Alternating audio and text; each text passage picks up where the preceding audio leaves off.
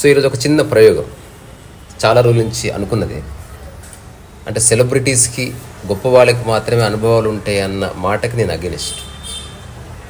ఈ భూమి మీద ఉన్న ప్రతి మనిషికి ఏదో ఒక విషయంలో అనుభవం ఉంటుంది. దాన్ని మనం గుర్తించడం మనం వాళ్ళకి ఇచ్చే కనీస గౌరవం. సో ఈ చిన్న ఆలోచన దృష్టిలో పెట్టుకొని కొంతకాలంగా అనుకుంటున్నా. టీవీ ఛానల్స్లో డిబేట్స్ ఉంటాయి, యూట్యూబ్లో డిబేట్స్ ఉంటాయి, లేకపోతే పొలిటీషియన్స్తో రౌండ్ టేబుల్, లేకపోతే ప్రెస్ కాన్ఫరెన్స్, లేకపోతే మీట్ ద ఆథర్, ఇట్లా ఏవో చేస్తుంటారు కదా. మళ్ళీ దానికి ఇన్ఫ్రాస్ట్రక్చర్ కావాలి, ఏమేమో కావాలి, స్టూడియో కావాలి. అట్లా కాకుండా ఒక కామన్ మ్యాన్గా వాట్ కెన్ ఐ డూ అని ఆలోచిస్తున్నప్పుడు నాకు ఒక ఐడియా వచ్చింది. ఐడియా ఏమిటంటే, నా జీవితంలో నాకు మొట్టమొదటి పరిచయమైన వ్యక్తి మా మదర్. ఆమె నేను స్వయంగా చూసిన, అందులో ఏ హైపోథిసిస్ లేదు, ఇల్యూజన్ లేదు. తను వెరీ డైనమిక్, జీవితాన్ని చాలా అద్భుతంగా రకరకాల సమస్యల నుంచి తనే పరిష్కారాలు వెతుక్కుంటూ చాలా డైనమిక్గా బతికింది. ఒక టీచర్గా జీవించింది, ఉద్యోగం చేసింది, తర్వాత డబ్బు మీద తనకు క్లారిటీ ఉంది. సో ఈరోజు ఆమెనే ఇంటర్వ్యూ చేద్దాం అని కొందరు మిత్రులు కూడా వచ్చారు. సో ఒక ఓపెన్ డిస్కషన్ లాగా లైఫ్ అనేది అందరికీ అందుబాటులో ఉంది, ఒక్కరు అబ్బసొత్తు కాదు. సో ఎవరి అనుభవాలు వాళ్ళకున్నాయి, దాన్ని గుర్తించే క్రమంలో ఈ చిన్న కాంటెక్స్ట్. సో ఈరోజు అందరూ వచ్చారు, ఒకసారి అందరికి హాయ్. సో జానకమ్మ గారు రండి. సో ఫ్లవర్ బొకేలు అట్లాంటివి ఏమీ లేవు. సో తన ఏమంటారు, అది మామూలు హార్ట్ సీట్ అంటాం కదా, హార్ట్ సీట్ కాదు, ఓల్డ్ సీట్ అది. సో నేను హాయిగా కింద కూర్చొని అందరితో మాట్లాడతా, అలాగే అమ్మ కూడా మాట్లాడుతుంది. ఈరోజు జానకమ్మ ఒక ఏమంటారు మనిషి, తన అనుభవాలను ఆధారం చేసుకొని తన లైఫ్లో నుంచి స్పాంటేనియస్గా, అన్ప్రిపేర్డ్గా నేను తనని మాట్లాడమని చెప్పాను. సో ఇప్పుడు కాంటెక్స్ట్ ఏంటంటే, జానకమ్మ గారు, నీ లైఫ్లో చాలా చిన్న ఏజ్లో పెళ్ళయింది, తర్వాత భర్త మరణం, హఠాత్తుగా చాలా సమస్యలు వచ్చాయి. అది నాకు కొంతవరకు తెలుసు, నేను బాల్యంలో ఉన్నందుకు. తర్వాత ఎదుగుతుండగా చూసాం కళ్ళతో. నీ లైఫ్ నువ్వు ఎట్లా కన్స్ట్రక్ట్ చేసావు, ఎట్లా జీవించావు, కొన్ని విషయాలు చెప్పు, కోర్ ఎలిమెంట్స్. దీన్ని పట్టించుకోకు, ఎవరని పట్టించుకో, లేదా ఎవరికైనా చెప్పు. డబ్బు గురించి బిగిన్ చేస్తే, నా చిన్నతనం నుంచే నాకు డబ్బు గురించి తెలుసు. ఎందుకంటే ఇంట్లో చిన్నప్పుడు దండిగా డబ్బు ఉన్నా అప్పుడు వాడే ఇది లేదు నాకు. ఆ తర్వాత వివాహం ఇక్కడికి వచ్చాను అంటే డబ్బు అవసరం నాకు లేనే లేదు, ఎందుకంటే అన్ని వాళ్ళే తెచ్చేవాళ్ళు, డబ్బు అవసరం నాకు పడలే. కానీ కొంతకాలంలోనే ఈయన పోవడము, తర్వాత ఈ పెద్ద కుటుంబమై డబ్బు చేతిలో లేకపోవడము, ఈయన మీ నాన్నగారు పోయిన మర్రోజే డబ్బు ఎట్లా అనే ఆలోచన వచ్చింది నాకు. ఎట్లా అనే ఆలోచన వచ్చింది, కానీ మాది ఉమ్మడి కుటుంబం. చిన్నాన్నగారు, నేను, అందరం మొత్తం ఒక 10 మంది మన కుటుంబం కదా. ఆ కుటుంబం నుంచి ఏం చేయాలో నాకు అసలు బయట ప్రపంచము తెలియదు. జీరో ఏమాత్రం. నేను బయటికి ఏ రోజు కూడా ఒక పైసా వస్తువు కొనుక్కరానికి కూడా నన్ను అత్తగారి నుంచి బయటికి పంపే అవకాశం లేదు. పంపరు అనే క్వశ్చన్ లేదు, పంపే అవకాశం నాకు లేదు. అట్లాగా డబ్బు ఈయన పోయిన మర్రోజు ఏకదం గుండె పగిలినట్టు అయిపోయింది నాకు.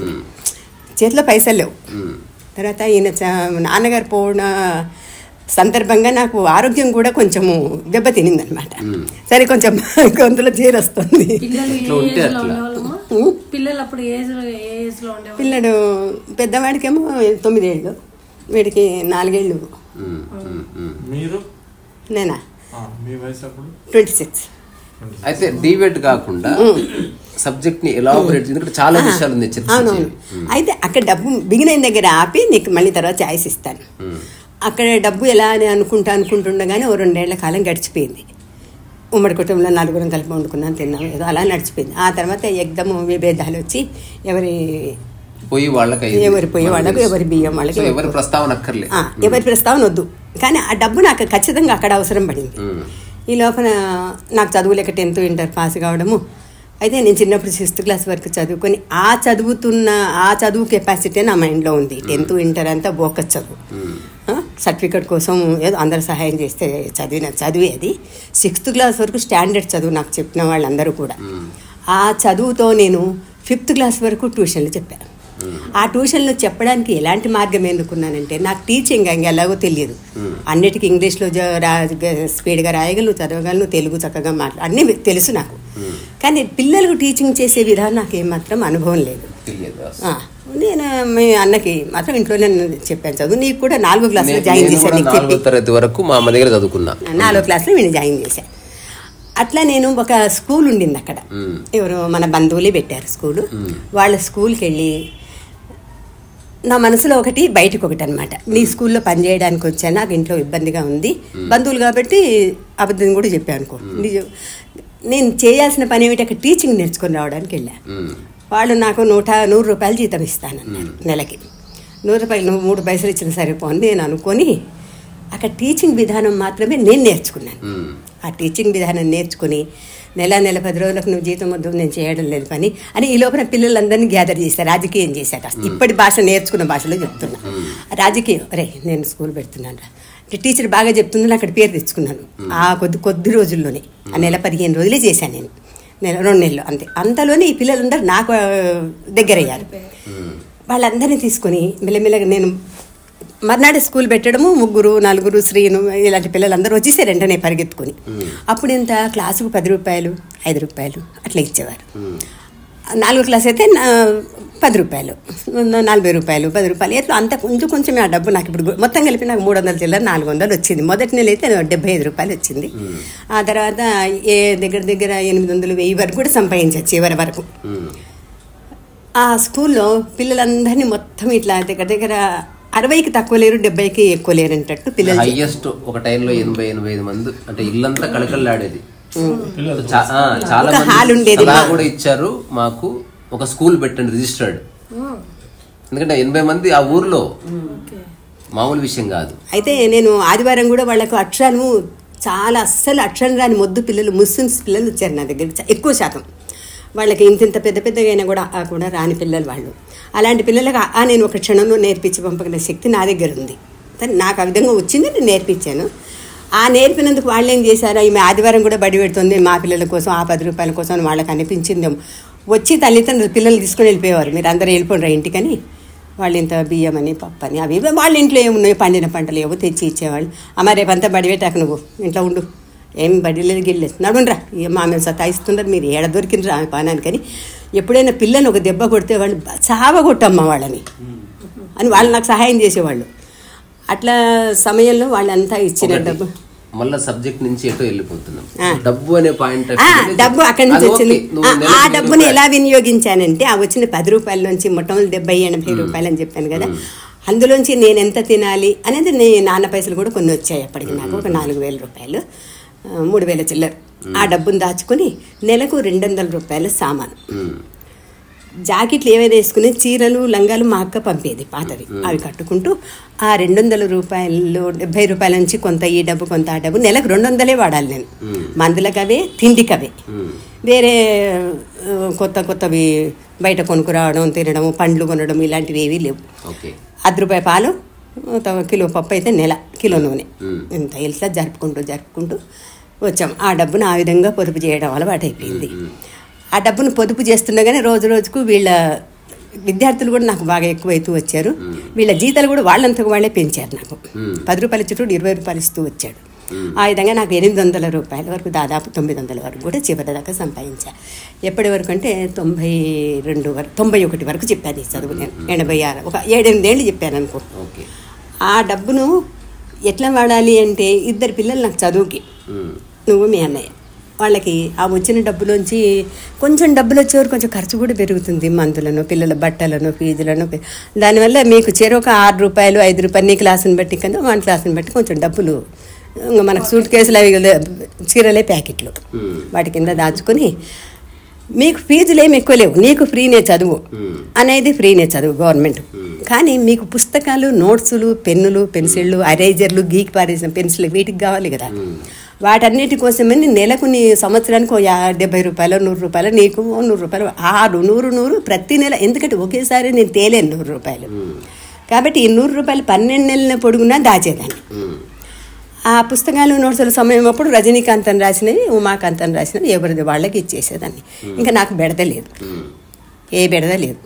అట్లా నేను మీ ఇద్దరిని మెయింటెనెన్స్ చేసుకుంటూ 2090 వరకు ఇలాగే ఎళ్ళదీసిన.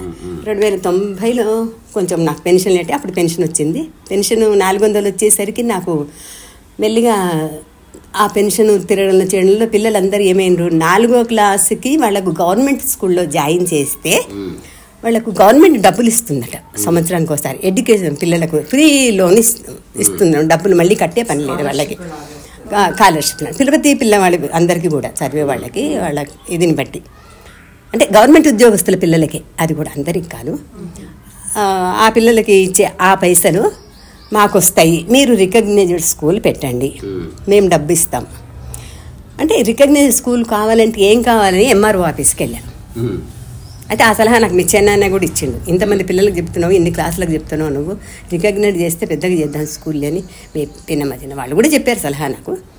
ఎన్ని చేసినా కూడా నేను ఎంఆర్ఓ ఆఫీస్కి ఎక్కడికి వెళ్ళాలి, విద్యాసంస్థకు డియూ ఆఫీస్కి వెళ్ళాను. అక్కడ విద్యాసంస్థ ఏది ఎంఏబోనో ఏదో ఉంటుంది, అక్కడికి వెళ్తే ఆయన ఉండి నువ్వు స్కూల్ పెట్టాలనుకుంటే నీకేమేం ఒక ఆయన తీసుకుని వెళ్ళాను, నాకు తెలియదు కాబట్టి. వెళ్తే అక్కడ ఏమడిగినారు, ఆట ఆడే స్థలం ఉంది, లైబ్రరీ ఉందా పెట్టుకుంటూ ఉంటుంది కదా అని ఉంది అని చెప్పాను. నాతో టీచర్లు ఎంతమంది పెడుతున్నావు అని అడిగారు. అంటే ఇంతవరకు టీచర్లు ఏం లేరు, నేను ఒక్కదాన్నే చెప్తున్నాను. అట్లా కాదు, లెక్కలకు ఒక టీచరు, అన్నిటికి ఒక్కొక్క టీచర్ కావాలి, తర్వాత బోర్డు కావాలి, వీటన్నిటికీ దగ్గర ఖర్చు అవుతుంది డబ్బు, తర్వాత మేము వచ్చి వెరిఫై చేస్తాము అవి ఇవి అని చెప్పారు. అక్కడిని చల్లగా అయిపోయి వచ్చేసిన ఇంటికి. ఇంకా స్కూల్ వద్దు, మన వద్దు, ఈ పిల్లలు వద్దు, ఇంకా నాకు కూడా ఈ పెన్షన్ పైన వాళ్ళు కూడా గవర్నమెంట్ స్కూల్ అమ్మ ఏమనుకోకని నాకు నమస్కారం పెట్టి పిల్లల్ని తీసుకొని, పిల్లలు రామంటే కూడా వాళ్ళు ఈ స్కూలే బాగుంది, అమ్మ స్కూలే బాగుంటే వాళ్ళకి బెల్లము అవి ఉన్నంతలో ఇచ్చేదాన్ని. ఓకే, ఇప్పుడు నేను ఇది రికార్డ్ చేయడానికి కారణం, ఈ స్టోరీ తెలుసు, ప్రతి స్టోరీ ఉంది.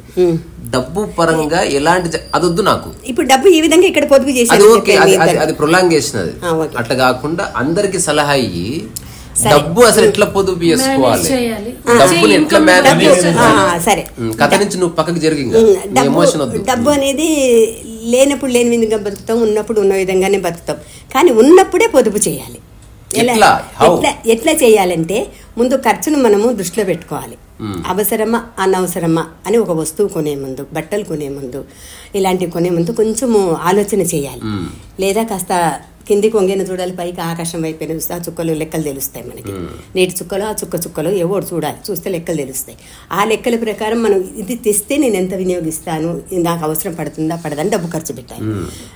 డబ్బు 10 రూపాయల చేతిలో 10 రూపాయలు కావచ్చు, అది ఇవాళ 1000 కావచ్చు, 1,00,000 కావచ్చు, 1,00,00,000 కావచ్చు. కానీ కోట్లు రొటీన్ చేసేవాడికి వాడికి లెక్కలు, వాడి జీవితం, వాళ్ళ లైఫ్ వేరేనే ఉంటుంది. మన మధ్యతరగతి వాళ్ళు, డబ్బు లేని వాళ్ళ పరిస్థితికి మాత్రమే నేను చెప్పేది వర్తిస్తుంది. ఈ డబ్బును ఎట్లా ఉపయోగించాలంటే, ఒక 10 రూపాయల ఉదాహరణ తీసుకుందాం.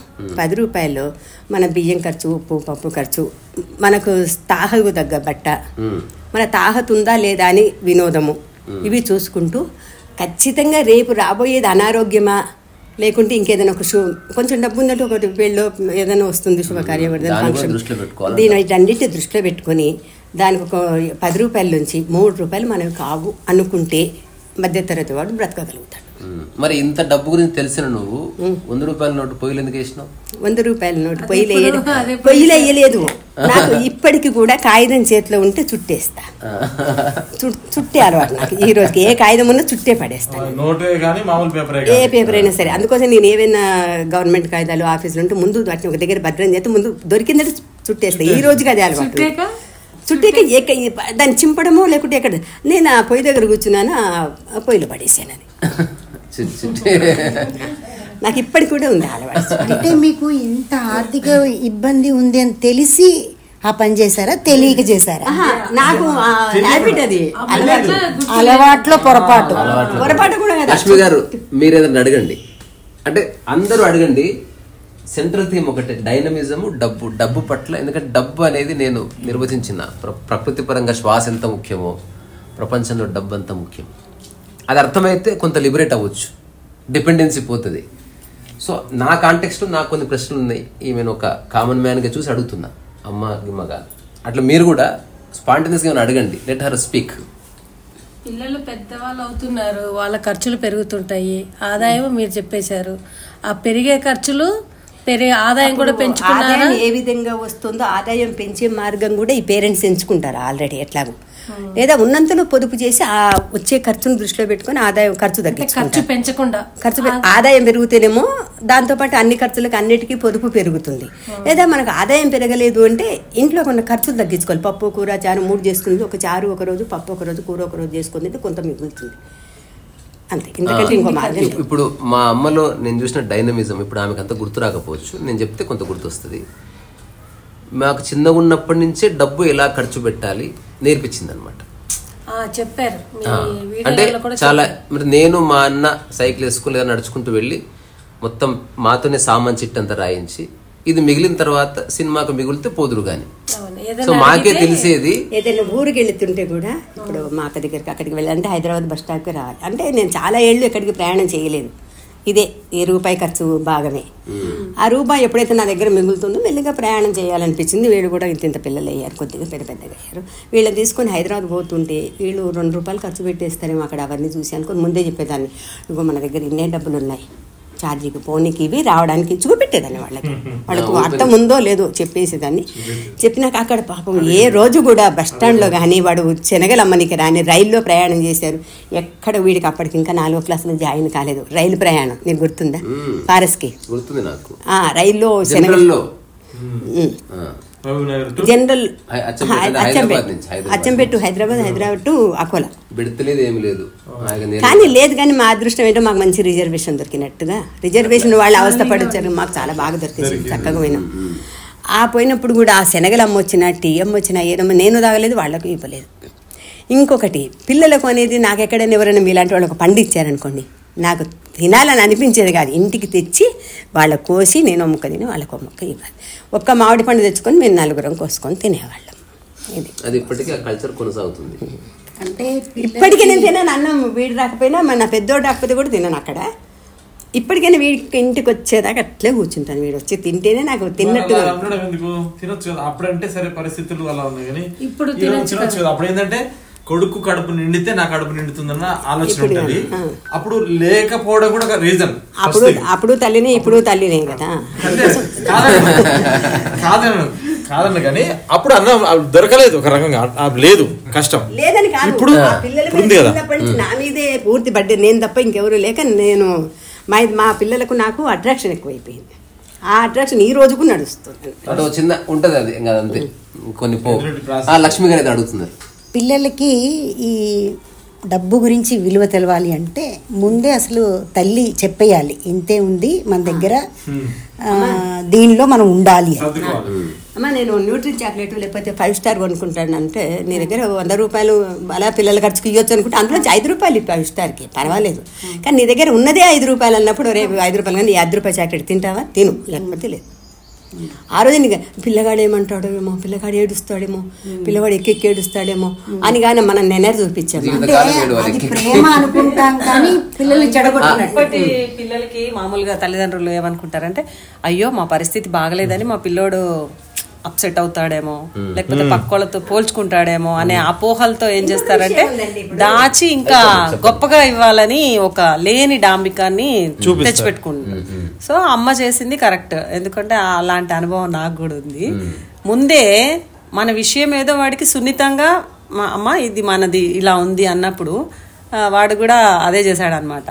ఏం చూసినా నా కొడుకు చిన్నప్పుడు ముందే వాడిని చెప్పి తీసుకెళ్తే ఏం అడిగేవాడు కాదు, చూసేవాడు కానీ అన్ని ఎంజాయ్ చేసేవాడు కానీ అడిగేవాడు కాదు.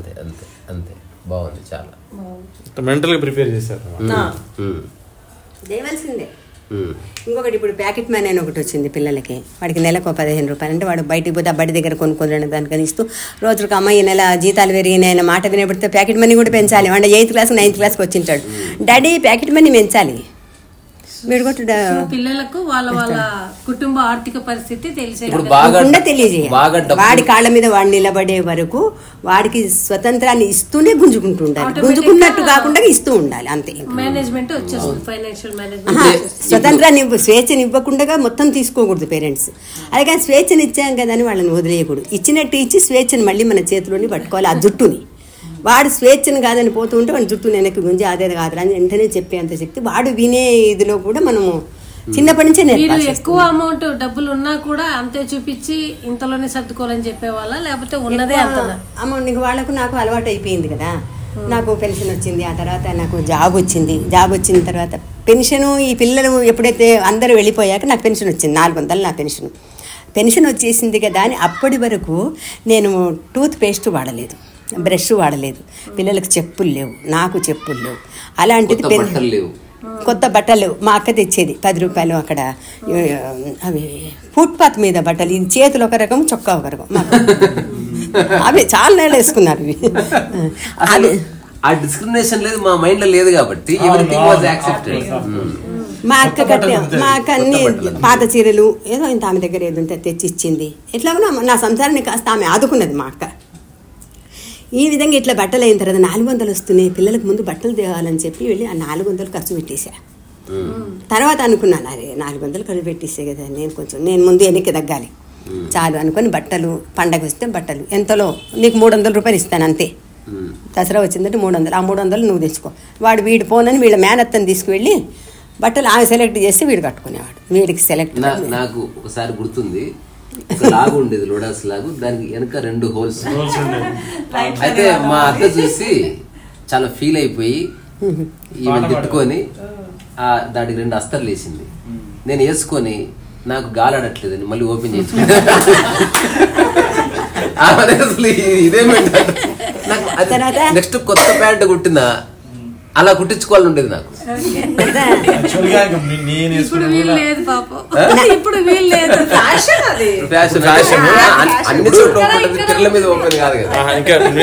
ఇంకా కొంచెం వెనకెళ్తే నేను వేసుకున్నప్పుడు కూడా అలా చినిగిపోయి ఉండేది. సో సరదాగా ఫ్రెండ్స్ ఆయన నుంచి రాళ్ళేసేవాళ్ళు, ఎందుకంటే ఉంటాయి అది నీతో మాట్లాడుతుంటారు, వాడు వచ్చి రాళ్ళేసేవాడు, రాళ్ళేసి పాట పాడేవాడు, టప్పకానకుల్లా హైదరాబాద్ జిల్లా. మేము మాకు హైదరాబాద్ పక్కన ఉండేది కాబట్టి టప్పకానకుల్లా హైదరాబాద్ జిల్లా.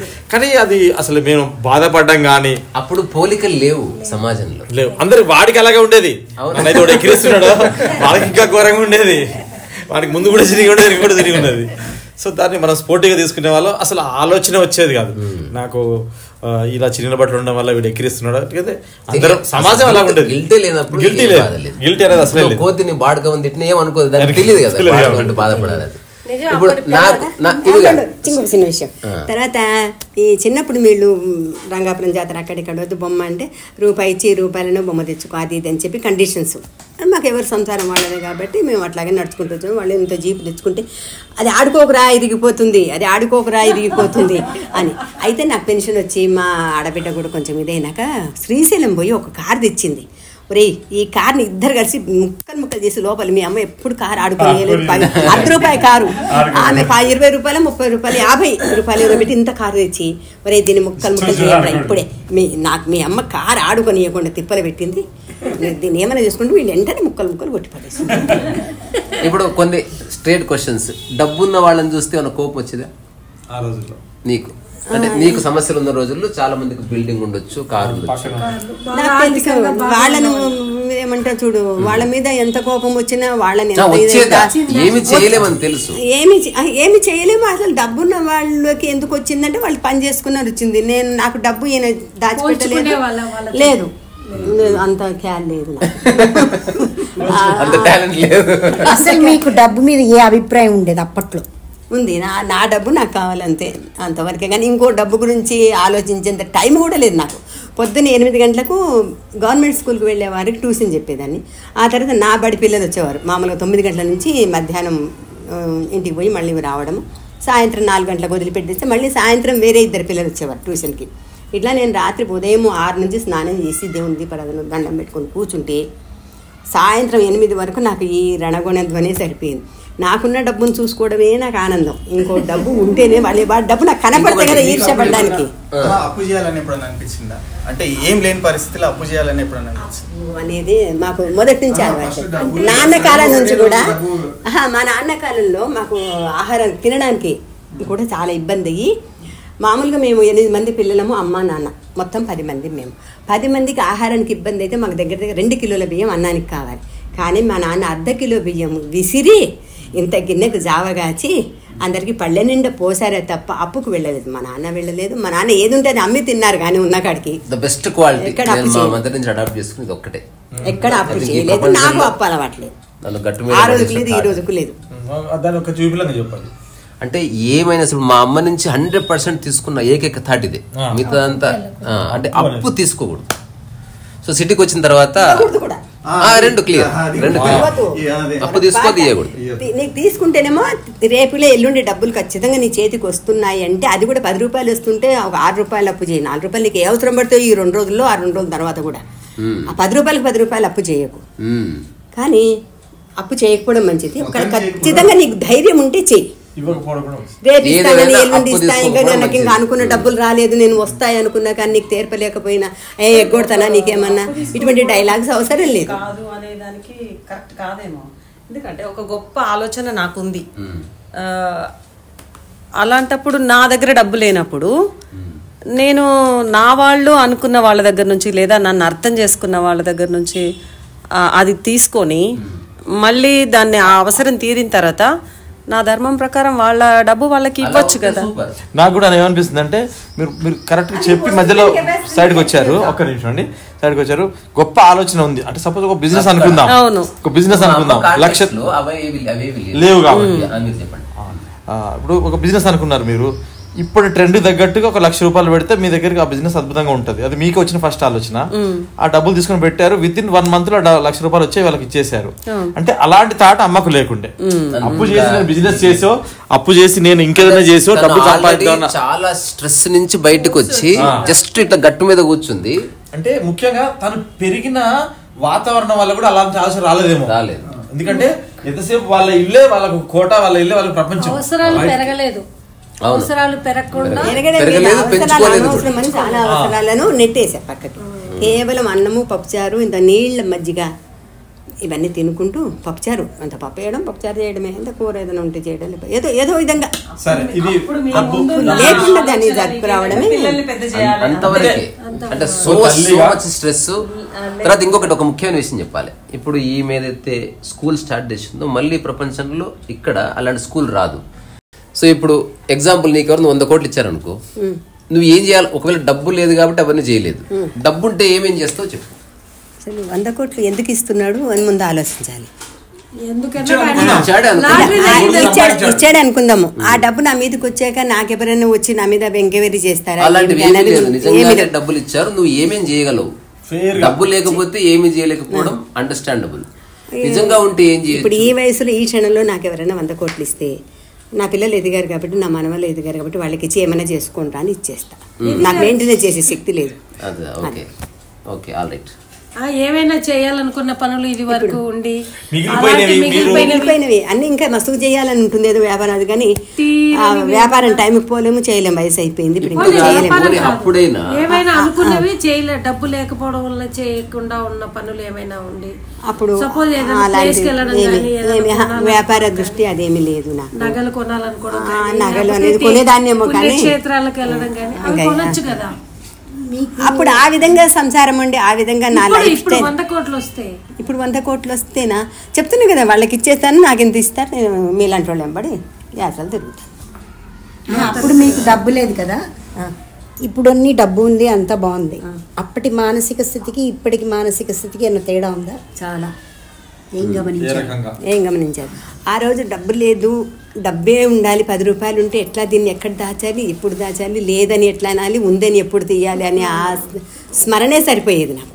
హరినామ స్మరణ చేయలేదు నేను, 10 రూపాయల స్మరణ చేశాను. అంటే అప్పుడు 100,000 తెలియదు నాకు. నాకు 10 రూపాయలు అంటేనే తెలుసు. అందుకోసం ఆ 10 రూపాయలని ఎట్లా దాచాలి, ఎక్కడ దాచాలి, ఎప్పుడు ఎక్కడి నుంచి తీయాలి, ఆ సంపాదించిన దానిలోనే 10 రూపాయలు ఎవరికైనా 100 రూపాయలు నా దగ్గర కూడినాయి, నా ఖర్చులన్నీ వెళ్ళిపోయాయి. 900 సంపాదిస్తున్నప్పుడు ఉంటాయి కదా, ఆ ట్యూషన్లు చెప్పుకుంటూనే ఎవరికైనా 100-200 పక్కిన టైం వడ్డీకి ఇచ్చేదాన్ని. 3 రూపాయలు వడ్డీ, 3 రూపాయలు.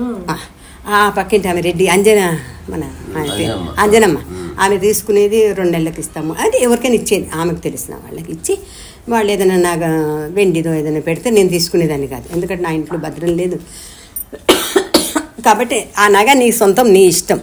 డబ్బు ఇవ్వడం నీ బాధ్యత, తీసుకోవడం నా బాధ్యత. ఎప్పుడు తీసుకున్నాను, ఎప్పుడు ఇవ్వాలి అనేది నువ్వే గుర్తుపెట్టుకో, నువ్వే ఇవ్వు.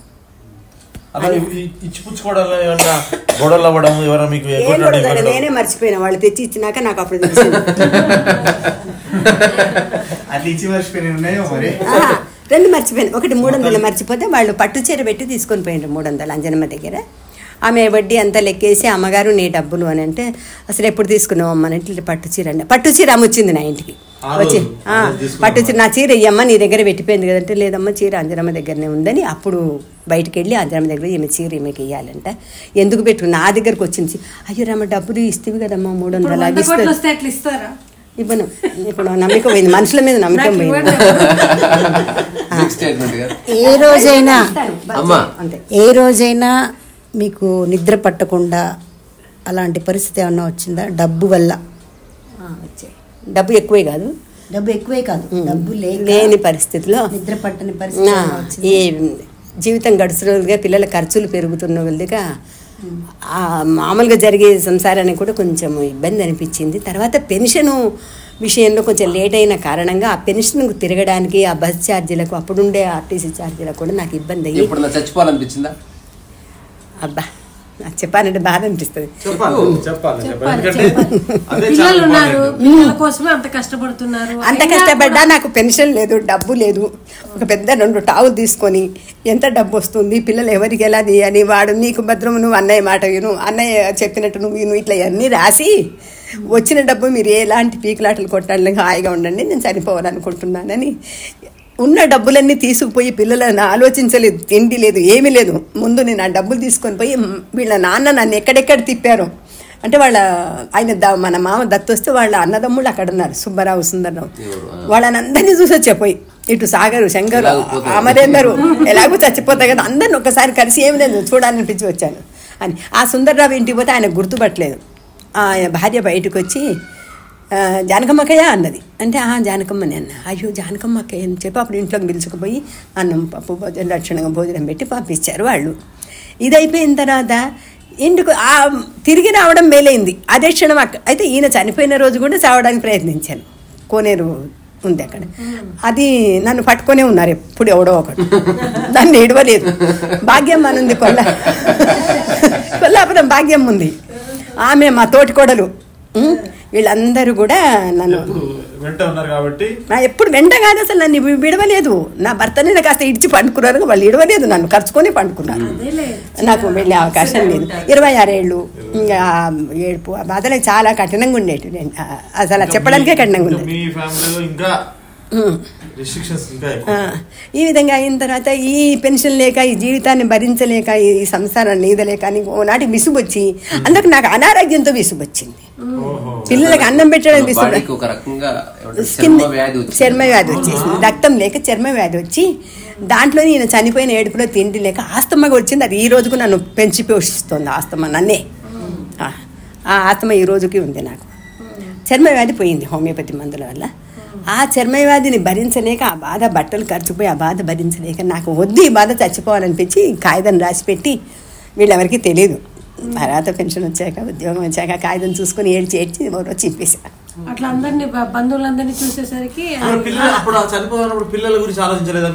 నా చర్మవ్యాధి నా ఆరోగ్యమే నా చేత కాలేదు. అయితే ఫేస్ అంతా నల్లగా అయిపోయి వీళ్ళని పోషించలేక కాదు, నా మందులకు ఎక్కువైపోయి డబ్బులు. సరే మీరు ఆత్మహత్య చేసుకుంటారు, బాగుంది. మీ అంతలో మీరు మీ చర్మ వ్యాధినో మీ దాని భరించలేక చచ్చిపోతారు. పిల్లలు ఏమవ్వాలనుకున్నారు అప్పుడు? మరి పిల్లలు కాదు ఆలోచన, అసలు డబ్బులు నా మందులకు సరిపోయేటివి కావు. అంటే వ్యక్తిగత ఫస్ట్ ఆఫ్ ఆల్ ఫోకస్ చేయలేకపోతుంది బికాస్ ఆఫ్ అనారోగ్యం వల్ల. దాన్ని అందులో తిండి లేదు, ఒంట్లోకి రక్తం లేక నోరంతా ఎర్రగైపోయి ఆ తిండి కడుపు లేక అన్నం పిసికి ఆ చెంచాతో తాగితే ఇక్కడ మింగుడు పడేది కాదు. మీకు తోడు ఎవరు ఉండేవాళ్ళు కదా? అందరు ఉన్నారు, మా అత్తగారు అందరు. మళ్ళీ ఏం చేస్తారు, అందరూ ఆర్థిక పరిస్థితితో బీదవాళ్లే. వాళ్ళ వ్యక్తిగతమైన బాధని ఎవరు షేర్ చేసుకోరు, ఒక అనారోగ్యాన్ని ఎవరు తీసుకోలేదు. మనుషులు కలిసి ఉన్నారు, మనసుల్లో ఏ సారూప్యత లేదు. మా అత్తగారు తనకున్నంతలో నన్ను ఆదుకున్నారు. అంటే ఎంత నాకు ఆస్తమా ఉంది కాబట్టి జానకమ్మకి టీ కావాలి, జానకమ్మకి డికాషన్ ఇద్దాము, జానకమ్మకి వేడి నీళ్ళు పెట్టి కొంచెం ఆమె మా తోటి కూడా సునందనమ్మ ఉంది మా తర్వాత. ఆర్థిక పరంగా ఎవరూ లేని వాళ్ళు, అటు పుట్టింటి ఎవరూ లేరు. నన్ను ఉంటే ఆదుకునే వాళ్ళేమో కానీ లేరు. ఒకవేళ ఉన్నా కూడా ఆదుకోవాలన్న రూల్ అయితే లేదని నాకు తెలుసు. ఎవరు తర్వాత మీరు 26 yearsలోనే చనిపోయారు వీళ్ళ ఫాదరు. డబ్బు పరంగా కాకుండా మీకు ధైర్యం ప్రదర్శించాల్సిన అవసరం, ఇంకేమన్నా సామాజికంగా ఎక్కడైనా ఇబ్బందులు అలా మీ లైఫ్లో ఏమేమి జరిగాయి? నా శారీరకంగా మానసికంగా 2 విధాలు అనుకుంటే నా భర్త చనిపోయాడని ఆ చనిపోయిన కొత్తలోనే గుర్తొచ్చింది, కానీ పిల్లలు చూసి నా భర్త చనిపోయాడన్న విషయాన్ని మరిచిపోయి తిరిగి గుర్తు చేసుకునేసరికి నాకు 10 ఏళ్ళు పట్టింది. అంతగా మునిగిపోయారు. అంటే మా అమ్మ ఒక 20 సంవత్సరాలు అసలు ఈ లోకల్ లేదు. నా పెన్షన్ వచ్చాక నాకు జాబ్ రోలర్ కోస్టర్ ఉంటుంది. ప్రతి సంవత్సరానికి ఒక రోజు ఏడ్చేదాన్ని. మా మరిది మా అన్నకు మా ఇంకో మరిది తద్దిన రోజు వాళ్ళు ఏదైనా గారె బూర నేను చేయడం, వాడు వచ్చి ఏదో తర్పణం వదలడం, ఎవరు లేకుంటే ఎటనో అట్లా చేయడము, ఏదో విధంగా తర్పణం వదలడం, ఎవరో ఒకరు వచ్చేవాడు. ఆ తర్పణం వదిలిన రోజు ఆ రోజు ఏడ్చేదాన్ని. అంటే ఎవరన్నా మీకు మీ పెన్షన్ అప్పుడు తిరిగినప్పుడు మీకు కొంచెం టైం పట్టింది, తర్వాత డబ్బులు కూడా ఖర్చు అయ్యాయి, తర్వాత పని కాలేదు, ఇప్పుడు వీని కొట్టన్నా అసలు నా పని నేను చేయించుకోవాలా, వీని చంపి నా పని నేను చేయించుకోవాలా? ఈనాడు ఆఫీస్కి వెళ్ళా. ఈనాడు ఆఫీస్కి ఎక్కడ ఉందో నాకు తెలియదు. ఈనాడు ఆఫీస్కి వెళ్ళిపోయా. అప్పటికి నాకు శక్తి లేదు. ఇక్కడ హైదరాబాద్ ఏజీకి వచ్చా. అక్కడ ఎంఈఓ ఆఫీస్కు ఇవన్నీ కథలు పడ్డాయి, ఏమేమి ఎందుకు ఆగిపోయిందని నాకు తెలియదు. అప్పుడు పైరవీలు విపరీతము. ఇక్కడ ఏజీ ఆఫీస్కి వస్తే ఆయన మల్లికార్జున, ఆయన ఆఫీసర్ గారి పేరు, సరే పేర్లు చెప్పొచ్చో చెప్పకుండా, నాకు పిచ్చి రేగింది. తిరిగి తిరిగి తిరిగి రేగి ఈనాడు ఆఫీస్ చక్కగా పోయినా. పోయి ఇట్లా నాకు పెన్షన్ ఎందుకు రాలేదు, ఎంఈఓ ఏ మాట అన్నాడు, వాళ్ళ పేర్లు వీళ్ళు గుర్తులేవు, కాగితాలు ఎక్కడ తగలబడ్డాయో అన్నాడు, నా ఫైల్ తగలబడ్డది అన్నాడు. ఆ మాట డిఓ కూడా చెప్పిన, అది ముస్లిం ఉండేవాడు. తగలబడ్డాయా? సరే. నాన్న టీచర్. ఇట్లా లిటిగేషన్ వచ్చింది, అది మన సబ్జెక్ట్ అది కాదు. ఆ లిటిగేషన్ చెప్పకూడదు. అక్కడి నుంచి పోయి ఈనాడు ఆఫీసుకు పోతే, అమ్మ నువ్వు పేర్లు చెప్పు వేస్తామంట. నేను పేర్లు చెప్పడానికి ఇష్టం లేదు నాకు. నా కుటుంబ సభ్యులే ఉన్నారో, నా పక్క వాళ్ళే ఉన్నారు, నా పుట్టింటోళ్ళు ఉన్నారు, ఎవరున్నారో నాకు విరోధులు. వాళ్ళ పేర్లు చెప్పి నేను ఉన్న ఆసన పిల్లలకి రేపొద్దున తోడు నువ్వు పోగొట్టిన దాన్ని అవుతాను కదా. విభేదాలు పెరుగుతాయి, ఉన్నదే కొంచెం విభేదం, అందుకు దాన్ని చెట్టును చేయకూడదు విభేదం అని. నేను పేర్లు అయితే చెప్పను, వేస్తారో వేయాలంటే వేయమన్నారు, వేయకుంటే పోండి అని చెప్పి వచ్చేసింది అంతే. పేరు మాత్రం అక్కడికి వచ్చాక డిఓ ఆఫీస్కి వచ్చా. మా తమ్ముడు వచ్చాడు. వాడేం చేశాడు, డిఓ ఆఫీస్కి వచ్చాడు. వచ్చాక వాడు నాన్న ఇట్లా కాగితాలు ఇస్తాను, నేను వస్తున్నాను పద డిఓ ఆఫీస్కి. వాడు కామారెడ్డిలో ఉంటాడు. వచ్చాడు, వాడు ఏదో 250 ఏదో ఖర్చు పెట్టాడు, కాదన్నాను. కానీ నా దగ్గరే తెలియదు. మా డిఓ అన్నాడు, బయటకు వచ్చి నేను మా కాంతు అంటే పెద్దవాడు, వీడికంటే పెద్దవాడు, ఇద్దరం కలిసి డిఓ ఆఫీస్కి వెళ్ళాం. వెళితే ముందర అటెండర్ ఉంటాడు కదా, ఆయన ఉండి పెద్ద సార్ ఉన్నారు. వాళ్ళు హిందీలో ఏమనుకుంటున్నారు, ఈ బిచారి తిరుగుతూ ఉంది కానీ మన సంగతి వీళ్ళకి తెలియదు, అది ఇదని ఏదో అనుకో. ఇక్కడ వాళ్ళ సంగతి అంటే లోపల ఉండే క్లర్కులు వాళ్ళ సంగతి వీళ్ళకి తెలియదు, వీళ్ళు ఇట్లా తిప్పుకుంటున్నారు ఆమెను పాపం, హాలత్ నయ్యే అని చెప్పి ఆయన హిందీలో అంటున్నాడు. ఓహో హాలత్ నయ్యే, ఎట్లా నాకు ఎట్లా తెలియదు దాన్ని, ఏమి హిందీ రాదని వాళ్ళు హిందీలో అంటున్నారు, నాకు హిందీ వచ్చని వాళ్ళకి తెలియదు. సరే పెద్ద సార్ ఉన్నాడా అని అడిగిన. అంటే ఉన్నాడమ్మా, ఒక కాగితం ముక్క దీని మీద రాసి నీది ఏ ఊరు ఎందుకోసం వచ్చినావు అని రాసి నాకు నేను తీసుకుపోయి ఇస్తా అన్నాడు. సరేలే నీకంటే సరే ఇస్తే, ఆయన లోపల నుంచి నారాయణపేట వాళ్ళు, కొడంగలు వాళ్ళు అందరూ ఉన్నారు. అందరూ ఒక డీవీ ఒకటే కదా అప్పుడు మనకి జిల్లా అదే కదా. అక్కడికి వెళ్ళాక ఆయన ఉండి, నాకు పెన్షన్ రాలేదు, నాకు సగం పెన్షన్ అని ఇప్పియండి దయచేసి అని రాసి పంపించా. అన్ని ఇసురు కొట్టి ఆ కాగితం ఇచ్చి ముందు ఆమెను వెళ్ళిపోయండి అన్నాడు లోపలికి. డిఓ దగ్గర పోతే ఆయన ముస్లిం, ఆయన ఏమి జరిగిందమ్మా చెప్పు అన్నాడు. అంటే నేను నీ భర్త చనిపోయినాడు ఎందుకంటే 8 ఏళ్ళు అయిపోయింది. 8 ఏళ్ళే అయ్యింది, 8 ఏళ్ళే అయ్యింది, 8 సంవత్సరాలే అయ్యింది అని చెప్పారు. అంటే 8 సంవత్సరాలు మరి పెన్షన్ ఎప్పటికక్కడ ఆమె 4 సార్లు వచ్చా కానీ వీళ్ళు కాగితాలు దొరకలేదు అది ఇది అంటున్నారు. సరే బయటికి పోదాండి అందరైనా జెండా కట్టి ఉంటుంది కదా బయట, దాని చుట్టూ ముట్టు నిలబెట్టిండి అందరిని. నిలబెట్టి డిఓ గారు బయటకు వచ్చి, అమ్మ వీళ్ళందరూ నీకు పరిచయం అంటే అందరు పరిచయమే, అందరూ ఉన్నారు, వీళ్ళందరూ ఈయన వీళ్ళందరూ పరిచయం అని చూపించారు. వాళ్ళు అప్పటికి 10 రూపాయలు అంటే కూడా లంచమే కదా, అదేమైనా చెప్తానేమోనని వాళ్ళు పాపం పిసుకుంటున్నారు. నాకు తెలుసు పెన్షన్ అనేది ఎంత, లంచం అనేది ఎంత ఇదో, అప్పటికి నాకు అవగాహన ఉంది కాబట్టి, అమ్మ వీళ్ళందరికీ ఏమైనా నువ్వు డబ్బులు ఖర్చు పెట్టావని. లేదండి నాకు టీ తాగడానికి, వాళ్ళకు టీకి నేనేమి ఇస్తాను, నా దగ్గర ఏమీ లేదండి పాపం. వాళ్ళు అట్లా అడగను కూడా అడగలేదు, నేను ఇవ్వను ఇస్తానని చెప్పి క్లియర్గా చెప్పిన, ఏడ్చుకుంటూనే. ఇప్పుడైనా ఏడుపు లేదు, అప్పుడు ఏడుపు ఉంది కదా, ఏడవకుండా చెప్పంటే నాకు ఏడుపు వస్తుందని నేను చెప్పినాక అమ్మయ్య వాళ్ళందరి తర్వాత నమస్కారం అమ్మ, నీ ఫైల్ చూస్తాను ఉంది అని. అక్కడికి వస్తారు నన్ను ముందే, నీ ఫైల్ నాకు చదవచ్చు, నేను ఫైల్ నెంబర్ చెప్పండి నేను తీసిస్తాను, నేను తీసి వెతుకుతాను, మీరు ర్యాక్ చెప్పండి, ర్యాక్ చెప్పండి ఏ ర్యాక్లో ఉందో చెప్పండి తీస్తానని కూడా అన్నా. కాదంటాడు, డబ్బులు కావాలి అంతే. మెయిన్ అది అర్థమైపోయింది. తర్వాత ఇవాళ శుక్రవారం వచ్చా, మేము తాండూరు పోవాలని పోతున్నాం, ఇది ముగ్గురం, మా చెల్లెలు ఉంది అక్కడ. పోతుంటే ఆగి మేము జొన్న రొట్టె కట్టుకొని పోయినాం, అది తిన్నాం ముగ్గురం, పచ్చడి జొన్న రొట్టె తినేసి సరే పదం రాచంపేటగా పోదామని. సోమవారం నాడు మీకు ఆర్డర్ రాకపోతే తిరిగి రిటర్న్ రండి, పెన్షన్ ఇచ్చి పంపిస్తాను అన్నాడు ఆయన. అయిపోయినాక ఆయన సోమవారం ఆర్డర్ రానే వచ్చింది పెన్షన్కు, ఫుల్ పెన్షన్ వచ్చింది. ఆ తర్వాత జాబు ఈ డబ్బు కోసం ఇంకా జాబ్ ఎవరో నీలాంటి వాళ్ళు ఎవరో అన్నారు, నువ్వేం హత్య చేయలేదు, ఎవరు నేను దోచుక తినలేదు, ప్రభుత్వానికి ఏం అన్యాయం చేయలేదు, నీకు జాబ్ ఎందుకు రాదు అంటే మా పెద్ద అబ్బాయిని తీసుకొని ముందు ఒక్కదాన్ని పోయినా ఎక్కడికి కలెక్టర్ ఆఫీస్కి. సోమవారం ప్రజావాణి ఉంటుంది, ప్రజావాణి ఏదో అంటారు దాన్ని. ఆ సోమవారం 2 సోమవారాలు వెళ్ళినా కానీ అక్కడికి వెళ్ళాక కలెక్టర్ అంటే ఎట్లాగో ఉంటాడని ఏదో ఊహించుకునేదాన్ని, మహారాజు లాగా ఉంటాడు అట్లా, నాకు ఫిగర్ అట్లా కనపడేది. కలెక్టర్ అంటే మామూలు ప్యాంట్ షర్ట్ వేసుకుంటాడు, నాకు తెలీదు రాజు ఎట్లుంటాడు, కలెక్టర్ అంటే పెద్ద ఆయన ఎట్లుంటాడు, ఆయన ముందరికి నేను ఎట్లా పోవాలి, అంత సినిమాల ప్రభావం ఇది, మహారాజుల సినిమాలు. అట్లా భయపడి వద్దబ్బా నేను లోపలికి వెళ్ళలేను అనుకుని బయటకు వచ్చి మా పెద్ద అబ్బాయిని తీసుకొని ఉమాకాంతిని తీసుకొని కలెక్టర్ ఆఫీస్కి పోతే లెటర్ వచ్చింది. అప్పుడు మా అబ్బాయి నేను కలిసిపోయాను, లోపలికి వెళ్ళడానికి మా అబ్బాయిని ధైర్యంగా తీసుకొని పోయాను. వాడు అప్పుడు 10th అయిపోయిన పిల్లోడు కదా అని, సరేనమ్మా మీరు లెటర్ వచ్చింది, ప్రస్తుతం వీలు పడదు అని వచ్చింది. మా ఉమాకాంత్కి ప్రస్తుతం వీలు పడదంటే వీలు పడుతుందే అని అర్థం అమ్మాయి, ఇందులో ఇవ్వబడదు అంటే కాంటలేదు, ప్రస్తుతం వీలు పడదు అన్నాడు. ఎందుకు వీలు పడదో తెలుసుకుందామని ఇంకా జర్నీ స్టార్ట్ చేసిన. చాలా తిరిగారు, ఆ స్టోరీ అంతా చెప్పకంటే వచ్చింది ఫైనల్ జాబ్ వచ్చింది కలెక్టరేట్ దగ్గర. అతను ఏం అడిగారు, రెడ్డయ్య గారు ఉన్నారు కలెక్టర్, అతని పేరెడ్డి. అతనండి అమ్మ మరి 2 ఏళ్ల లోపు అయితే నీకు డీవులు వచ్చేది కదా అంటే తెలియదు సార్, నాకు జాబ్ ఎందుకు రాలేదో నాకు తెలియదు, చదువుకొని జాబ్.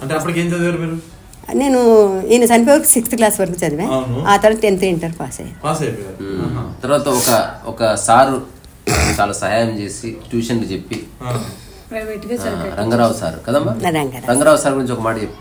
రంగారావు సారు మీ నాన్నతో పాటు, మీ నాన్న స్కూల్లో అతను హెడ్ మాస్టర్, మీ నాన్న టీచర్. ఓకే. ఈయన చనిపోయిన తర్వాత ఆయన ఉండి 10th క్లాస్ అయితే చనిపోయే ముందు ఈయన అడిగారు, శనివారం నాడు అడిగారు, ఆది సోమవారం మంగళవారం ఈయన చనిపోయినారు. శనివారం నాడు ఏం అడిగారంటే, జానకి నువ్వు 10th క్లాస్ ఎగ్జామ్ రాయాలి అన్నారు. అంటే ఎగ్జామ్ రాయాలని నాకు లెక్కలు రావు, అయితే నా పెళ్ళైనప్పటి నుంచి ఈ పోరాటం అయినది నాకు 10th రాయించాలని. నేను ఇక్కడ 10th రాయమంటే పారిపోయి అక్కడికి పోయేదాన్ని మా నాన్న వాళ్ళ దగ్గరికి.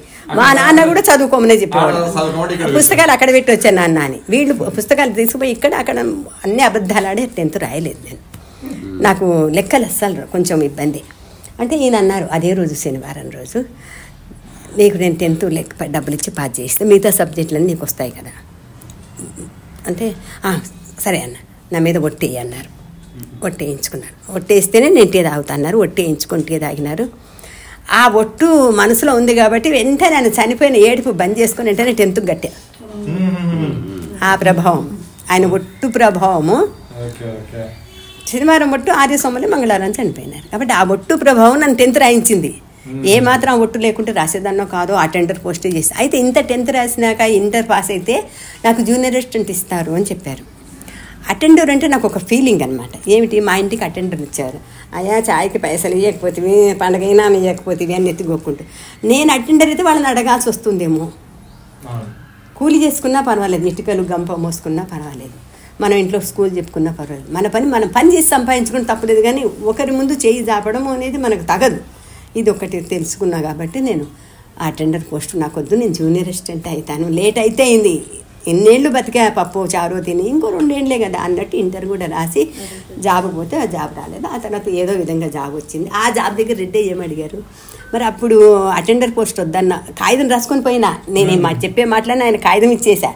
ఇంత కాగితం ఇచ్చా, నువ్వు చెప్పినవి కూడా అవే కదమ్మా, ఏడుస్తావు ఎందుకంటే నాకు ఏడుపు వస్తుంది సార్ అని చెప్పిన. అక్కడ కూడా అవన్నీ చూసి, నీవు ఇప్పుడు కూడా అటెండర్ పోస్ట్ వస్తుంది కదమ్మా, మరి అప్పుడు బ్రాహ్మణం అని అదే రాసావు, అందులో నువ్వు కూడా అదే చెప్తున్నావు, మరి ఇప్పుడు కూడా బ్రాహ్మలే కదా, అటెండర్ పోస్ట్ ఇప్పుడు చేస్తావా, మరి అదే ఇస్తాం మేము, మా సంస్థ కాదు అది విద్యా సంస్థ నుంచి అయితే నీకు ఆనాడు జూనియర్ అసిస్టెంట్ వచ్చేది, కానీ ఇప్పుడు రాదు నీకు, అంటే సరే సార్ రాకపోతే మనే ఒక్క మాట సార్ ఇక్కడి నుంచి ఒక పొరక గంప ఇస్తే ఊడ్చుకుంటూ నేను అచ్చంపేటకి వెళ్తా, అచ్చంపేట నుంచి ఇక్కడికి వస్తా, నాకు నెల అవుతుంది, రోడ్డు ఊడ్చే పని కూడా చేస్తా సార్ అని చెప్పి. ఒక గంప పొరక ఇవ్వండి చాలని చెప్పి. అంటే ఆ విధంగా ఇబ్బంది అయిపోయింది ఇంట్లో. తెల్లారితే ఏమీ లేవు, అంత ఇబ్బందిగా అయిపోయింది అనమాట. అలాగే ఉద్యోగం వచ్చింది. దీన్ని బట్టి మన కష్టం జాబ్ కంటే వచ్చింది. అంటే నేను అటెండర్ పోస్ట్ 5 ఏళ్ళు చేశాను. సబ్జెక్టు డివేట్ అవుతున్నాను కాదు, కానీ ఇక్కడ ఇంకొకటి విషయం మాట్లాడతా నేను. మన కష్టం కంటే మన పిల్లల కంటే కూడా మనకి ఇక్కడ మన కుల అడ్డం వచ్చింది కదా. కులం వచ్చింది, అందరు పరిపూర్ణ ఆ రోజున్న సామాజిక ఆమెకున్న మానసిక పరిస్థితుల్లో అది స్థితికి తప్పు ఆమె తీసుకున్న ఒప్పు నిర్ణయాలు అనేది అంతే. అక్కడ. అంతే తప్పొప్పులు ఏం లేవు. అప్పటికి ఆమెకి అది కరెక్ట్. సామాజిక పరిస్థితి అది. అవును, అంతే. అలా అందరూ యాక్సెప్ట్ చేసే వాళ్ళు కూడా. అవును, అప్పుడు ఎక్కువ ఉండే క్యాస్ట్ ఫీలింగ్ అనేది. చాలా కాస్ట్ ఫీలింగ్ అని కాదు, అంటే ఈ ఏజ్ వాళ్ళు అంటే ఈ కాస్ట్ వాళ్ళు ఇదే పని చేయాలి, ఇదే పని చేయాలి, అంటే తగ్గి పని చేయకూడదు. ఉంది. ఇప్పటికీ ఊళ్ళలో ఉంది. ఇప్పటికీ ఏం లేదు, ఇప్పుడు ఏం ఉంది లేదు. ఉంది. ఇప్పుడు హరిపురం రా మాతో పాటు. నేను బ్రాహ్మణం తెలిసి చాలా రెస్పెక్ట్ ఇస్తాను నాకు. నేను కాదండి అని చెప్పినా పట్టి వినరు. అప్పుడు నేల మీద కూర్చుంటా పడి దొల్లుతా. ఈ జర్నీలో మీకు ఎవరికన్నా వీన్ని కొట్టాలా, వీన్ని చంపాలా చెప్తే ఆల్రెడీ అడిగితే కదా. అవ్వని కాలేదు ఇక్కడ. అచ్చా. అది అయిపోయింది. అదే అనిపించలేదా? ఈయన ఆఫీస్కి పోయింది, అంతేగాని ఎవరు కొట్టారు తర్వాత ఒక మంచి ఇన్సిడెంట్ చెప్తా, అంటే అసలు ముగించాల్సిన ఒక ఇన్సిడెంట్. ఇంకా నా కోపం ఏదైనా వచ్చినా, నా ఆర్థిక పరిస్థితి అనుకోండి, నా వయసు అనుకోండి, ఏ ప్రభావం కానీ పిల్లల్ని మాత్రము వీడు దెబ్బలు తప్పించుకునేవాడు, వాడు దెబ్బలు తినేవాడు, పరిగెత్తేవాడు. వీడు పరిగెత్తేవాడు కాదు, దొరికేవాడు. కొట్టడానికి వచ్చేవారికి లపలప ముత్తుకునే వరకు ఆ ఏడుపుకు భయపడి వీళ్ళు ఆ మేనత్త వాడు ఇంకొచ్చి వాడు తీసుకుపోయేవాడు. వాడిని గుంజిటోడు ఇవ్వడు లేక వాడు దెబ్బలు తినేవాడు. మస్తు దెబ్బలు తిన్నాడు మా పెద్ద. చాలా అంటే మస్త్ అంటే కొంత నేను కూడా తిన్నా.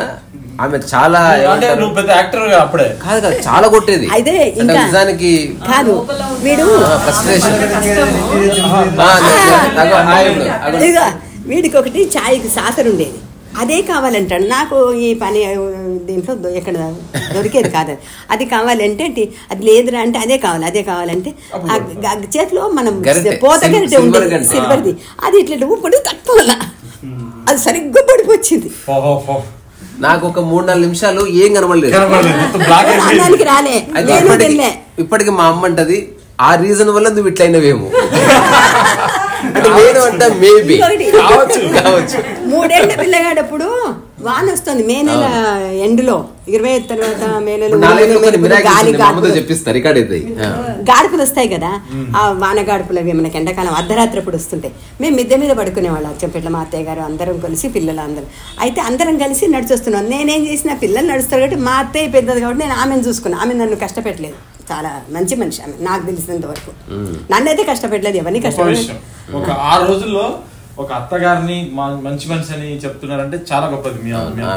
ఎందుకంటే అప్పట్లో అసలు మామూలుగా వెంకట చెప్పు. అయితే ఆ మెట్ల మించి పై మెట్టు మించి దొల్లి పడ్డాడు కిందికి. ఇక్కడెక్కడ దెబ్బ ఉంటుంది నెత్తిలో, రక్తం వరదని. అయితే వాడిని నేను పట్టించుకోలే. మా అత్తని పాపంకి పెద్దది కదా, ఆమెను పట్టుకుని వచ్చారు. కిందికి వచ్చి నాకు చూస్తే మెట్ల మీద రక్తం ఉంది. అప్పుడు ఏమీ అనిపించలే. మా ఆడబిడ్డ మాత్రం కొంచెం, మా ఆడబిడ్డకు వీడికి లింక్ ఎక్కువ, మేనత్త. అయితే మేనత్త చేతిలోనే పెరిగాడు ఎక్కువ వీడు, చాలా అపురూపం. పాలు తాగెతున్నప్పుడు కూడా మేనత్త దగ్గరుండి మేము కొంచెం మనం బహిష్ట సమయం అవి ఉంటాయి కదా కొన్ని సమయాలు, ఆ సమయంలో వస్తే నా దగ్గరికి రా పాలి, లేకపోతే పో అనేటు గెట్ అవుట్ అనేది. తర్వాత ఇప్పుడు నేను ఏడవడం గురించి నేను ఎప్పుడు ఏడవలేదు. అది చెప్పు. ఏడవలేదు.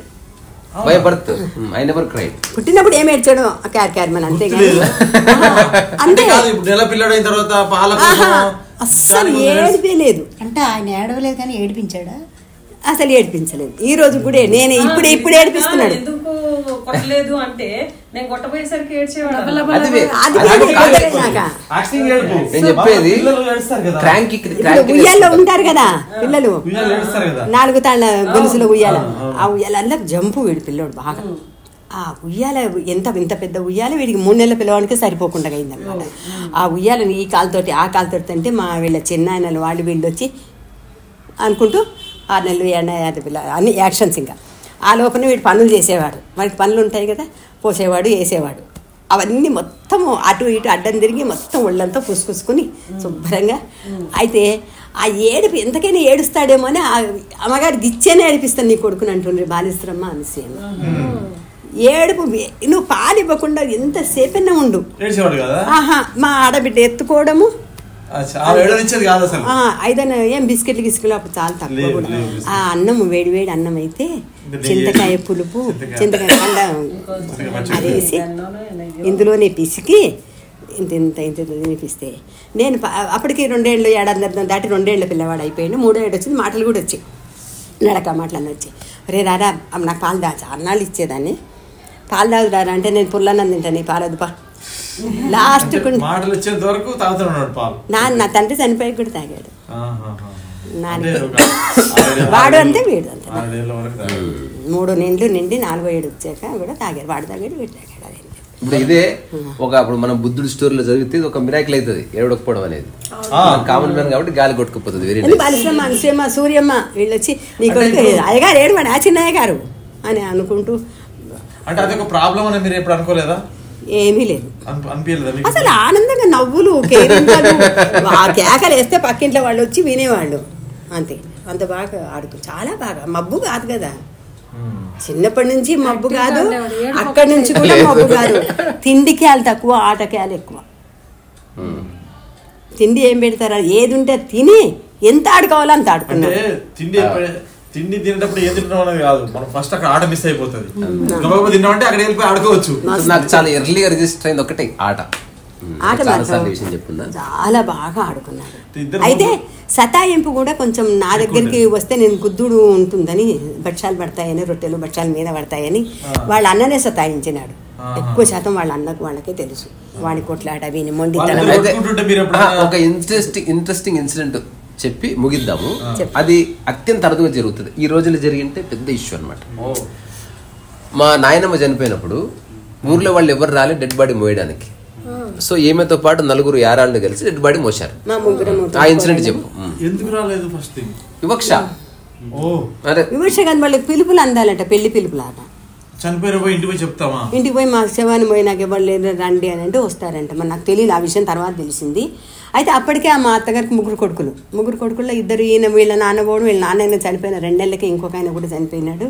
మా తర్వాత ఒక్కడే ఉన్నాడు, ఒక కొడుకే ఉన్నాడు. ఒక కొడుకు ముందరన్నాడు వారి మా రావు వాళ్ళ నాన్న. మీకు రావు గారు తెలుసు, రావు వాళ్ళ నాన్న. అతను ముందర నడవాలి కాబట్టి ఇంకా మిగిలింది ఎవరైనా చూసినాం. ఇంకా మా తోటికోడలు మా రావు గారు వాళ్ళ అమ్మ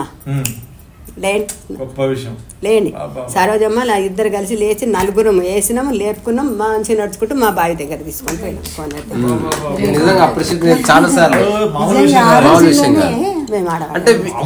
మేము సంవత్సరాల కింద 87 ప్రాంతం.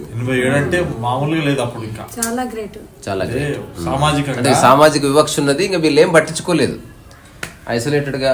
అంటే అవుతామేమో మీ క్యాస్ట్ వాళ్ళు కాకుండా ఇప్పుడు వేరే క్యాస్ట్ రెడ్డిస్ లేదు కదా, బ్రాహ్మణ్ మోయడానికి లేదా? అంటే ఊరంటే కొన్ని సెట్ ఆఫ్ రూల్స్ ఉంటాయి. ఆ రోజుల్లో అలాగే అందరు రెడీగా ఉన్నారు. గౌండలో రామలింగయ్య, కాశీ రామలింగయ్య వీళ్ళందరూ ఉన్నారు. అమ్మగారు ఎట్లా మరి జనం ఉన్నారు, చాలా మంది ఉన్నారు. మేము అనలేదు. కొడుకులు లేని తల్లి పరిస్థితి అని చెప్పి మేము మోసపోయినాం. అట్లా. సో ఏదేమైనా ఒక ఏమంటారు అనుకుంటే చాలా ఇన్సిడెంట్స్ ఉంటాయి. నేను పర్సనల్గా అబ్జర్వ్ చేసిన విషయాలు, తనకున్న డైనమిజము, తన స్కూల్ నడిపిన విధానము, డబ్బు పట్ల తనకున్న క్లారిటీ, దాంతోపాటు ఒక భయం లేని మెంటాలిటీ, ఇవన్నీ. పెద్ద అబ్బాయి కూడా నాకు ఆస్తమా వచ్చిందంటే ఏ రాత్రి పోయినా టాబ్లెట్ తెచ్చేవాడు చిన్నప్పటి నుంచి. అంటే మామూలుగా ఇప్పుడున్న పిల్లలకు ఉన్న ప్రివిలేజెస్ ఏమి లేవు. మేము అనుభవించిన ప్రివిలేజ్ ఇప్పుడున్న పిల్లలకి లేవు. అంటే రెస్పాన్సిబిలిటీస్ ఆస్తమా వస్తుంది పద్మనాభరావు సార్ వేసుకుంటాడు కదా, మా అక్కడికి పోయి తలుపు కొట్టి టాబ్లెట్ తీసుకుని వచ్చాడు. అర్ధరాత్రి 1-1:30 అయిందో మరి ఎంతో అయిందో ఆ టైం అర్ధరాత్రి. నేను తెల్లవాళ్ళు ఆస్తమా నుంచి ఇట్లా కూర్చునేదాన్ని, నిద్ర పడుకోనేకి రాదు నాకు. ఆస్తమాలో ఇప్పుడు 5% లేదు నాకు. అప్పుడు చాలా ఉండేది అట్లా. అంటే ఫిజికల్, సైకలాజికల్, సోషలాజికల్, ఎకనామికల్ అన్ని ప్రాబ్లమ్స్ చుట్టుముట్టిన టైం అది. సో ఇక్కడ ముగిస్తున్నా. ఏదైనా మంచి పాట చెప్పి నీకు నచ్చింది, నువ్వు బాగా పాడుకున్నది ఏదన్నా? నేను ఎప్పుడు పాడుకునే పాట ఈ మధ్యనైతే అదే పాడుకున్నానబ్బా. గుర్తు రావట్లేదు సడన్గా. ఇదిరా సువర్ణ సుందరి కథలు అది. పిలువకురా అలుగకురా నలుగురిలో నన్ను ఓ రాజా పలుచన సలుపకురా. సో ఇది ఒక మదర్గా, ఒక టీచర్గా, లేదా ఒక ఆంధ్రప్రనర్ అనొచ్చు, అట్లా తన జర్నీ. సో ఇట్లా మన మధ్యలోనే చాలామందికి మంచి స్టోరీస్ ఉన్నాయి. అది నేను ఇంట్రడ్యూస్ చేయడానికి ఈ చిన్న సిరీస్ స్టార్ట్ చేసిన. ఏమీ లేని స్థితి నుంచి ఇప్పుడు కూడా ఏమీ లేనట్టే ప్రపంచ పరిభాషలో. కానీ ఇంకొకటి, ఇప్పటికి కూడా నాకు పెన్షన్ ఉంది. నాకు దాదాపు పెన్షన్ మా సార్ పెన్ వీళ్ళ నాన్నగారిది వస్తుంది, నాది వస్తుంది పెన్షన్. ఉన్నా కూడా దాని మీద ఉందని చెప్పి అప్పుడైతే నేను జాకెట్ కొనాలంటే కూడా భయపడదాన్ని. ఇప్పుడు నేను ఏదైనా గోల్డ్ కావాలంటే కొనుక్కునే స్థితికి వచ్చా. ఇప్పుడు 70,000 68,000 అయినా కూడా పక్కన ఆచార్య గారే ఉన్నారు. ఎంత రేట్ అయినా కొనదలుచుకున్నానయ్యా అని చెప్పేవాడికి ఆడే తీసుకొచ్చాడు. ఇంకొంచెం మొన్న వారం కూడా అంటే ఒక చిన్న లిబరేషన్ అనేది వచ్చింది. రేటుతో పని లేదు, కావాల్సిన కోరిక తీర్చుకోవడమే. ఇప్పుడు నేను ఒక ప్లాట్ కొంటాను, ఒక ఇల్లు కడతాను, డబ్బులన్నీ కూడా పెట్టి ముడిగట్టి ఈ లోపల ఆ ఇంటి గృహప్రవేశం అయినా కొన్నాళ్ళకో 4 నెలలకు. కానీ ఈ 8-10 ఏళ్లలో కాస్త నేను ఈ గోల్డ్ గాజులు ఏమి చేయించుకుంటే అనుభవిస్తాను కదా అని చెప్పి నాకు గాజులు కూడా చేయలేను ఆయన. ధరతో నీకు నిమిత్తం లేదు, అట్లాగా నన్ను ముంచకని కూడా చెప్పేసి ముందే చెప్పిన మధ్యాహ్నం భోజనానికి వచ్చే ముందని నీ ఇష్టం అని చెప్పినందుకు నన్ను ముంచకరా నాయన మంచిగా చేయి అని చెప్పిన. మా చిన్నప్పటి నుంచి పరిచయం పిల్లలు, చిన్నప్పటి నుంచి వాళ్ళ ఇంటి పక్కనే ఉంటారు. నేను డబ్బులు ఇవ్వడం. సో ఇక అయిపోయింది, ఇక ఆపుతున్నా అమ్మ నీ ఆలోచన స్రవంతికి విరామమే. సో ఇది ఇంకా ఇట్లా అనుకుంటే ఈ రోజు రేపు కూడా అవుతుంది, బట్ ఎక్కడో చోట ఆపాలి సమయాభావం వల్ల. ఈ చర్చలో పాల్గొన్నారు రాజశేఖర్, విన్సీ, ఆర్టిస్టు మహరి, తర్వాత లక్ష్మీ మేడం. మీరు దేని డైరెక్టర్ చెప్పండి, ఎప్పుడు మర్చిపోతా. స్వామి రామానంద తీర్థ రూరల్ ఇన్స్టిట్యూట్ పోచంపల్లి, ఒక మంచి ఇన్స్టిట్యూట్కి ఆమె డైరెక్టరు. ఆశ్చర్యం ఏంటంటే ఇతను తప్ప మిగతా వాళ్ళంతా యూట్యూబ్ ద్వారా పరిచయం. అయితే మళ్ళీ స్టోరీ లేదని చెప్పిన ముందు చిన్న మాట, నాకు ఎంత కాలం ఈ ఇద్దరే అమ్మ అని పిలిచేవాళ్ళు నన్ను. కానీ ఇప్పుడు యూట్యూబ్ లో చాలా మంది అమ్మ అని పిలిచి, ఎవరు అమ్మ అని పిలిచిండ్రో తెలుస్తలేదు, ఎవరు నా కొడుకో నా బిడ్డో తెలుస్తలేదు, కన్ఫ్యూజ్ అవుతున్నా. అంటే ఒక చిన్న కుటుంబం నుంచి మీరు జగదేక కుటుంబంలోకి వచ్చారు. అందుకోసమే ఎవరైనా నాకు తెలిసిన వాళ్ళు వచ్చినప్పుడు నన్ను ఎందుకు పిలిచిపోలేని ఈ రోజుకు వెళ్ళాడు అడుగుతున్నాను. తర్వాత ఇప్పుడు నా ఇన్స్పిరేషన్ తో పెయింటింగ్ చేస్తుంది, హాయిగా ఎంజాయ్ చేస్తున్నాం. మళ్ళీ స్టార్ట్ చేయవలసిన విశ్రాంత జీవితం లేదు, ఏమీ లేదు, జీవితం అంతా పని. సావిత్రి బొమ్మ మీరు వేసి పంపించారు. అవును ఇక్కడ వేసింది ఎంఎస్ సుబ్బలక్ష్మి. తర్వాత పూర్తి చేయనియండి. ఉమ్మగారు, తర్వాత అశోక్ రెడ్డి, మూల విరాట్ అని పేరు ఉంది కదా ఇప్పటికి, పక్కన పెట్టి అశోక్ రెడ్డి. తర్వాత చాలా సినిమాల్లో తన ప్రస్థానం కొనసాగుతుంది. తర్వాత మిత్రురాలు ఇందిరా, తర్వాత బాలాజీ గారు దాక్కున్నాడు. సో ఇది స్టోరీ. సో మళ్ళీ నెక్స్ట్ వీక్ ఇంకెవరన్నా ఒక సామాన్య ప్రజలే, అంటే సెలబ్రిటీ అంటే క్వాలిటీని సెలబ్రిటీ అంటున్నా తప్ప అదేదో సమాజం ఇచ్చింది అయి ఉండొచ్చు. సో తన అనుభవం, లైఫ్ ని ఎట్లా డీల్ చేశారు, ఎట్లా లైఫ్ లో గట్టు మీద పడ్డారు వాళ్ళకున్న ఇంటెలిజెన్స్ వాడి అనేది నేను మా అమ్మలో చూశాను. కాబట్టి ఈ మొదటి సిరీస్ మా అమ్మతో బిగిన్ చేసిన. సో అపాయింట్మెంట్ ప్రాబ్లమ్స్ లేవు అనుకుంటే వచ్చేసింది. కానీ ఖచ్చితంగా చెప్పిన నువ్వు కుర్చీ మీద కూర్చో, మేము కింద కూర్చొని మాట్లాడతాం. సో దట్ సిగ్నిఫికెన్స్ ఉంటుంది. అదర్వైజ్ మనం అంతా నేల మీద ఉన్నట్టే. ఆమె నేల మీద కూర్చుంటానే నాకు చెప్పింది, but still I requested. So మీరందరూ వచ్చినందుకు థ్యాంక్ యూ. అసలు సపోర్ట్లు కొట్టండి. మళ్ళీ కలుసుకుందాం నెక్స్ట్ వీక్. Okay, bye.